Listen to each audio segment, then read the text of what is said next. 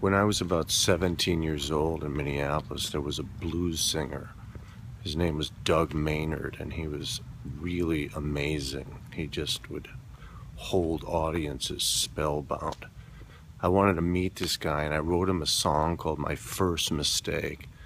It had a line in it that went, "You taste like pepper frosting on a granite cake. Baby, falling in love with you was my first mistake." Well, Doug heard it and he liked the song and he started playing it around town, and we met. We became friends, and unfortunately Doug had a very tragic ending. He died of some sort of alcohol poisoning. But before he died, he introduced me to a lawyer who introduced me to another lawyer in New York who introduced me to a record producer. When our band moved out to New York, this record producer, his name was Kenny Vance, he became like a mentor to me. He opened up a lot of doors, musically, emotionally, socially.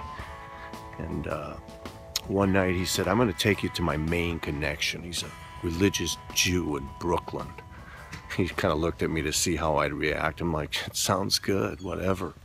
We drive over the Brooklyn Bridge. We get to this guy's house. His name is Simon Jacobson. You know, he was a bearded Jew, big burly guy, and we start talking. We sit around his table. And now it gets really late at night. It's like 2 or 3 in the morning. Kenny had long since gone back to the city. And Simmons starts talking to me. He said, "There's a certain kind of person who is completely selfless. He's completely altruistic, lives only to serve other people. He can do anything." I look at him, I go, "Really? Can he fly?" And without flinching, Simon looks at me and goes, "Look, I've never seen anyone flying. But to these types of people, the very act of walking on the ground or flying above it is all the same. It's all one miracle." I sort of sat with that, and my dad had died a year before this, so I was in a very propitious place emotionally to absorb this idea of everything being miraculous.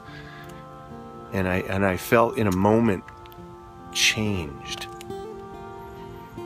And I remember thinking for no good reason at all at that time about Doug Maynard, whom I hadn't seen in about 4 years.